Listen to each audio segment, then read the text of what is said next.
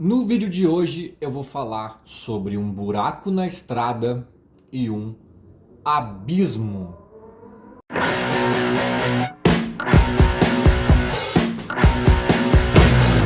Fim de jogo no Maracanã, Flamengo 2, Grêmio 1. Mais uma derrota do Grêmio para o Flamengo lá no Rio de Janeiro.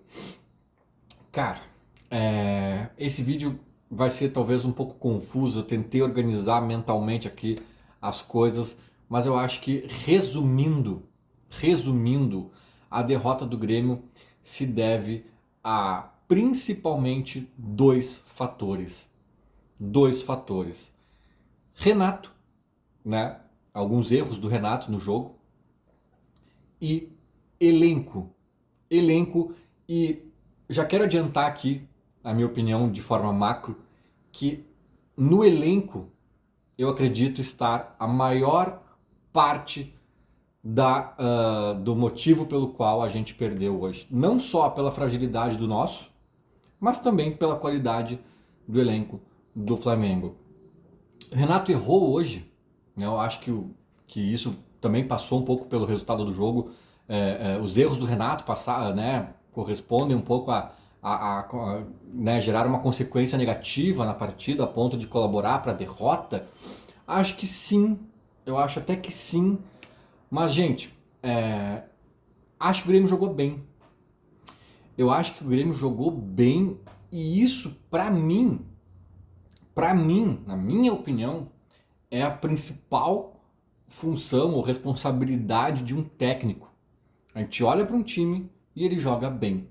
E principalmente fora de casa e contra um time superior tecnicamente, eu acho que isso tem que ser levado em consideração. E isso tem um dedo do Renato. Quando eu brinco no meu Twitter, nas minhas redes sociais, corneteando o Kudê, né, o técnico do Inter, que eu acho que é um técnico bem limitado em algumas questões, é justamente aí que reside a minha ironia, a minha crítica, a minha brincadeira, a minha corneta, né, para com o Eduardo Cudê. Ele tem um material humano bom nas mãos, eles têm um bom elenco, né, o co-irmão, o rival. E ele não faz os caras jogarem bem. Eu nem sei como foi lá o empate deles com o São Paulo hoje.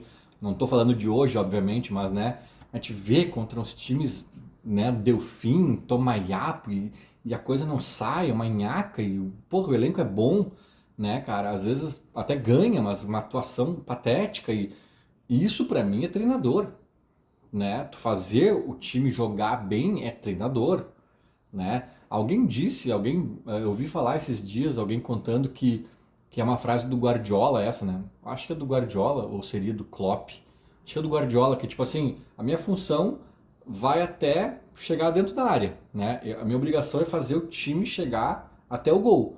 Depois lá é com o jogador, né? Na hora de definir, na hora de fazer, né? Agora, quando o time não tá chegando, quando a coisa tá truncada, é problema do técnico. E eu achei o Grêmio bem hoje. Eu achei o Grêmio bem hoje de forma geral, competiu contra o Flamengo na maior parte do tempo. Eu acho que ali, né, perto dos 2-0 ali, um pouco antes até, e principalmente depois que tomou o segundo gol, o time ficou um pouco nas cordas, mas até esse momento o Grêmio competia, a gente podia até sonhar com uma vitória em alguns momentos do jogo, a gente pôde sonhar, né? E isso é mérito do Renato, cara. Então, assim, por esse motivo eu passo esse pano para ele e defendo a permanência dele. Eu acho que tá ruim com ele, pode ser muito pior sem. Não sou daqueles que acham que só o Renato pode treinar o Grêmio e se ele sair nós vamos cair. Não sou desse grupo, não sou nem 8 nem 80, tá? Mas eu tenho que admitir que no jogo de hoje tem mérito do Renato na formatação do time, na forma como o time se portou, como jogou, como, né, sei lá, entendeu esse jogo, se preparou para esse jogo. Isso foi bom, cara. Isso tem que ser analisado. Agora, o Renato errou, na minha opinião, erros pontuais, né? Cometeu erros pontuais na partida. E aí eu vou brincar aqui um pouquinho, né? Antes de falar do segundo maior problema da noite, aí que eu acho que onde a mão vai pesar um pouco mais na crítica. Mas nos erros pontuais do Renato, eu brinco que eu tenho a tendência a querer, não é mais com o Renato, que é um ídolo, né? A querer ser empático com ele, a tentar entender o lado dele, né? O ponto de vista dele, assim. E eu admito que eu tenho uma tendência a passar pano, embora às vezes eu critique até com alguma força algumas questões do Renato, de não dar entrevista depois do Grenal e não sei o quê. Eu critico, porque assim é a vida. Mas eu confesso que para eu criticar é porque a minha crítica está muito cristalina, assim, né? Tá muito consolidada, assim. Eu tenho uma tendência a querer entender, a passar um pano. E para dar um exemplo disso, eu vou tentar mostrar para vocês, assim, até onde vai o meu limite de defesa ao Renato. O Renato escala o Rodrigo Eli na zaga e não escala o Gustavo Martins. Eu discordo, cara. Eu discordo. Eu acho que o Gustavo Martins, eu não tenho a garantia que ele vai jogar mais, que ele hoje joga mais, ou nada disso, né? Porque a gente tem uma amostragem pequena. Mas eu tenho a sensação, a impressão de que é muito difícil ele entregar menos que o Eli, né? Então, assim, eu considero aparentemente um erro do Renato não escalar o guri e insistir com o Rodrigo Eli. Mas eu passo um pano não, eu suavizo essa crítica ou até evito essa crítica porque eu penso, tá, mas o Renato está acompanhando os treinos, né, coisa que a gente não vê, de repente o Eli não, o Martins tá muito mal nos treinos, o Renato sente que ele não tá pronto, que tá verde, né, pro setor defensivo, guri verde é preocupante. Tá, de repente dá pra entender, vamos confiar que o Renato saiba o que tá fazendo e eu tô errado e ele tá certo. Beleza. Aí o Renato escala o Galdino e não escala o Natan Fernandes. Aí tu pensa assim, ah, Renatinho, o Natan entrou hoje, né, e mudou o jogo e foi pra cima e agudo e muito mais chance e tal. E tirou o Pavon do jogo também, manteve o Galdino. Aí tu pensa assim, mas o Galdino, cara, aí tu pensa assim, cara, de repente o Renato pode até estar certo e eu tô errado, né? O Galdino, ele dá uma consistência defensiva, ele tem pulmão, ele é forte. O Renato pode ter pensado algo nesse sentido, que inclusive pode justificar o fato de eu ter achado o Grêmio bem no jogo. O Galdino pode ter sido importante para essa construção. E o Natan Fernandes é um guri, né? A gente sabe que os guris oscilam, muitas vezes entram bem no segundo tempo, descansados, pegando o adversário cansado, mas quando começam, às vezes vão mal, é muito comum a gente ver isso acontecendo. Talvez o Renato faça essa leitura, que é o caso do Natan e tal. Então, tá, tudo bem, botou no segundo tempo. Acho que vamos tentar entender que pode ser que o Renato tenha uma razão. Eu discordo também, tá? Eu acho que o Natan tinha que começar jogando e vamos que vamos. Mas eu entendo, passo um pano e faço todo um exercício de empatia para com o Renato. Ponto. Acabou aqui. Esse é o meu limite de defesa ao Renato. Eu faço algum esforço, mas vocês estão vendo que tem uma lógica, tem um raciocínio para fazer esse esforço. Não é um apoio incondicional, gratuito. Não, ele é fundamentado, ainda que, né, eu tenho uma opinião diferente da do Renato, mas tá, meu, entendo. Agora, a gente está em junho de 2024. O Renato escala JP Galvão e o Renato mantém JP Galvão inoperante em campo por mais de 80 minutos. Esse é o meu limite de defesa ao Renato. Não existe, Renato. Não existe. Não tem como. Como disse um amigo meu num grupo agora que eu estava debatendo essas questões, para o Grêmio ganhar do Flamengo, nessas condições todas que a gente já sabe, de elenco e tudo mais, e Rio de Janeiro e papapá, o Grêmio tem que fazer um jogo quase perfeito. E com o JP Galvão fica difícil fazer um jogo quase perfeito, né? Ou um jogo perfeito, na verdade. E assim, cara, tá, tu pode até ter ali ter um lado teu lúdico e sonhador, mesmo, embora o técnico tenha que ser racional, né? Mas tu pode ter ali, cara, será que o JP Galvão não vai desencantar nesse Maraca? Pra botar até aquela pulguinha na orelha da galera. Será que podia renovar? Será que não podia? Aquele medinho, né, de que faz o gol e renova. O Renato podia ter esse sonho. Mas, cara, aos 15 do primeiro tempo, tu desfaz o sonho. Ou vá lá, no intervalo, na pior das hipóteses. Não, Galvão ficou quase até o final do jogo. Aqui acaba a minha defesa do Renato. E quem entrou no lugar do Galvão? Natan Pescador, um cara que em junho de 2024, né, o Renato dá indícios de que ainda acredita em algum nível em Natan Pescador. Esse cara não pode fardar no Grêmio. Esses dois caras. O Galdino é um caso diferente, até acho que é um cara que ganha pouco para elenco, para ser a terceira opção de entrar num jogo, não sei o quê. O Galdino, ele não me incomoda nesse nível, assim. Eu só acho equivocado, às vezes, a escolha, né, eu escolher ele em detrimento de Natan Fernandes ou outros nomes, Pavon e tal. Agora, Natan Pescador e JP Galvão não podem mais fardar no Grêmio. E eu até o meu limite de defesa, o Renato até conseguiu entender ele botar o Galvão nesse jogo, porque o Grêmio não tem elenco, não tem quem botar. Ah, podia jogar sem centroavante, podia fazer A, B ou C. Podia, mas a gente consegue até entender, né? Ele ter botado e sonhado com essa redenção do Galvão no Maracanã. Mas daí ele viu que não rolou, cara. É muito tempo com um jogador a menos, um peso morto em campo. É muito tempo. Aí o Renato erra e não tem defesa. E botar Natan Pescador para tentar mudar o jogo, resolver alguma coisa da tua vida, não dá, Renato. Não dá. Esses são erros pontuais que assim, ó, eu não acho que a maior culpa pela derrota de hoje é o Renato e esses erros dele, para dar dois exemplos. A gente pode discordar de várias coisas, o revezamento de goleiros, algumas coisas que eu citei aqui e outras. Mas sabe, eu tô pegando pontos que assim para mim não tem discussão, que não tem defesa, sabe? É o JP Galvão tanto tempo e o Natan Pescador, assim, são para dar dois exemplos, né, de tantos outros que a gente pode concordar mais ou discordar aqui ou ali. Então, cara, são erros, mas eu não acho que a grande culpa pela derrota seja do Renato. Só que, se eu comecei o vídeo dizendo que o Renato montou bem o time, que o time se portou bem, até jogou bem em alguns momentos, talvez sim, nesses detalhes, né, poderia residir um empate, até uma vitória surpreendente do Grêmio.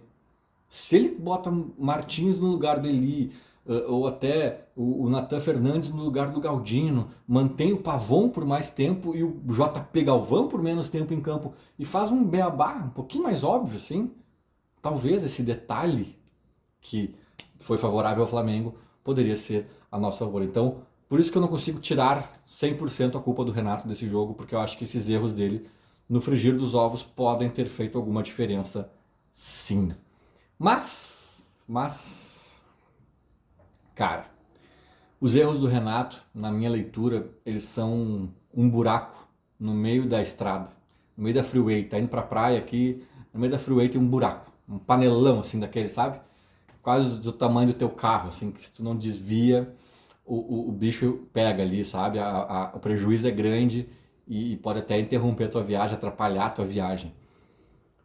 Mas os erros do Renato são um buraco na estrada. E o que eu vou falar agora é de um abismo. É de um abismo. E esse abismo, né? Sobre esse abismo, a culpa não é do Renato. É da direção do Grêmio. Esse abismo se chama discrepância de elencos entre Flamengo e Grêmio. Aí alguém vai dizer, mas o Flamengo tem grana, o Palmeiras também, porque... Gente, o que eu tô falando aqui é o seguinte. O Grêmio, na minha opinião, tá muito atrás, presta atenção nessa frase. O Grêmio está muito atrás de times que ele deveria estar batendo de frente. Times com os quais ele deveria estar batendo de frente. Leia-se Inter, Botafogo, São Paulo, talvez mais uns 4, 5 por aí.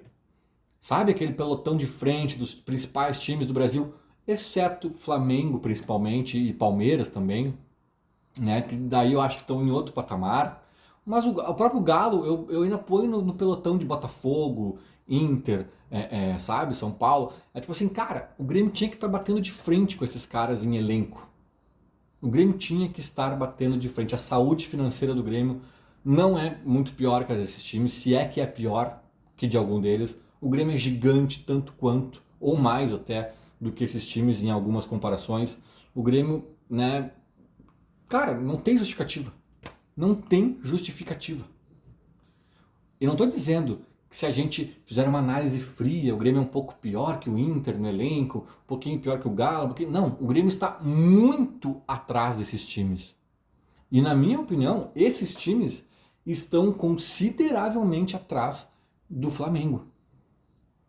E acho que do Palmeiras também, mas eu acho que o Palmeiras é diferente, é outro estilo de elenco, assim, né? Mas enfim, mas eu acho que eu boto o Palmeiras na mesma caixinha do Flamengo. Mas vamos focar no Flamengo aqui. Eu acho que esses times que eu citei estão consideravelmente atrás do Flamengo em elenco. E o Grêmio está consideravelmente atrás desses times em elenco. Qual é o resultado disso? Se tu pega o Grêmio e o Flamengo, tem um abismo no meio desses dois. Um abismo, cara. A gente estava discutindo se o JP Galvão ia jogar de centroavante, ou se ele ia improvisar o Galdino, ou se ele ia ter que jogar sem centroavante, né? Mas, poxa, daí tu vai fazer o quê? Botar o Cristaldo de falso 9? Poxa, mas o Cristaldo é o nosso único meia. Ele é o único meia do elenco. Olha só a precariedade do nosso grupo, gente. A precariedade do nosso grupo. Sabe? Aí o Flamengo tem 7 desfalques. O Flamengo entrou hoje em campo com 7 desfalques. 5 jogadores nas seleções de seus países e 2 lesionados. O jogo começa, eles ainda têm mais lesões, né? Mas enfim, o Flamengo começa o jogo com 7 desfalques e o Bruno Henrique está no banco de um time que entra com 7 desfalques. O Bruno Henrique está no banco desse time. No Grêmio ele seria rei. O time ia girar em torno dele. Vocês estão entendendo? E aí entra um cara, em virtude dessas lesões do começo do jogo, que também estava no banco de um time com 7 desfalques, chamado Luiz Araújo, que custou ao Flamengo 50 milhões de reais. 50 milhões. Na época me chamou a atenção, por isso que eu lembro desse número. Foi 9 milhões de euros, se eu não me engano. Esse número eu não tenho tanta certeza, mas eu acho que foi por aí, que convertendo na época dava 50 milhões de reais aproximadamente. Se o Grêmio comprar, o Cristaldo custou 25 milhões de reais, foi a maior venda, a maior compra da história do Grêmio e é uma das peças-chave do nosso time. O Luiz Araújo custou o dobro, 50 milhões de reais e estava no banco de um time que tinha 7 desfalques. O cara que entrou e fez os 2 gols. Como é que é o nome disso, gente? É abismo. Abismo de elencos. E aqui eu não vou reclamar que o Grêmio tem um elenco pior que o do Flamengo, porque isso não é culpa da direção. Isso é uma questão econômica que o Flamengo descolou, o Palmeiras também tem lá suas Crefisa da vida. Isso tudo bem. Agora, o abismo que se criou é culpa do Grêmio, sim. Né? Que houvesse uma discrepância, assim, né? Mais ou menos grande e tal, beleza. É do jogo. Né? Mas, assim como o Inter, se o Inter olha para o Flamengo, o Inter diz, bah, o elenco dos caras é muito melhor. Se o Botafogo, São Paulo, Galo, todos esses times olham para o Flamengo e dizem assim, ah não, o elenco dos caras é muito melhor que o nosso. Mas não é um abismo. Não é um abismo. Agora, entre o Grêmio e o Flamengo se criou um abismo. Porque o nosso elenco é extremamente desequilibrado e principalmente precário. Falta titular. Faltam bons titulares, que dirá reposições. Né? Então fica muito complicado competir nesse cenário. Sabe? Eu acho que o Grêmio fez um bom enfrentamento. Eu acho que sim, o Renato tomou algumas decisões que poderiam, né, ter jogado a nosso favor ali se ele tivesse acertado. Mas a grande verdade, gente, é que a gente perdeu o jogo por conta desse abismo. Né? Foi um jogo equilibrado até o Pedro dar uma assistência para esse Luiz Araújo aí que faz um golaço, acho que meio defensável, mas eu não quero nem entrar nesse assunto. O segundo gol foi exatamente a mesma coisa, assistência do Pedro, uma baita assistência e um belo chute do Araújo. Né? Quem no nosso time daria aquela assistência do Pedro ali e tal? Talvez alguém, mas se fosse o JP Galvão ia tropeçar na bola, se fosse o Galdino ia tomar a decisão errada, em vez de chutar ia passar, em vez de passar ia chutar, ia também trombar com alguém, pedir falta e não ia ser falta. Aí não é Renato, aí não é Tite, aí não... É campo, é bola, é jogador, é qualidade, é elenco. Né? E pra mim esse é um abismo. Então tu vai dizer assim, o Renato teve cometeu erros hoje, teve culpa nesse cartório? Em algum nível sim, só que cara, se eu focar no buraquinho da freeway, sabendo que tem um abismo aqui do lado, cara, acho que eu vou estar focando na coisa errada, sabe? Com todos os seus erros, o Renato olhava pro banco dele, né? O Tite olhava pro banco dele e lá naquele banco tinha uns 4, 5 caras que no Grêmio seriam reis, né? Seriam eles mais 10. Aí fica difícil, aí fica muito complicado. O Grêmio, se não se reforçar nessa janela de uma forma surpreendente, eu diria, empolgante, eu diria, será um longo ano. Será um ano de risco de rebaixamento real, um pouco por conta das tragédias, da enchente, logística e defasagem física, tudo isso que falam que é desculpinha, não é desculpinha, tem seu peso também, mas tu bota isso num elenco pequeno e frágil, né? Aí a bagunça pode ser maior. Então, se o Grêmio tem algum sonho de ainda surpreender a todos em alguma Copa, e principalmente algum sonho de fazer um Brasileirão digno, eu acredito que essa janela vai ter que ser certeira e surpreendente. Porque olha, tá complicado. Tá complicado e hoje essa discrepância entre os dois elencos deixou isso mais claro. Feito? Era mais ou menos isso. Falou, abraço.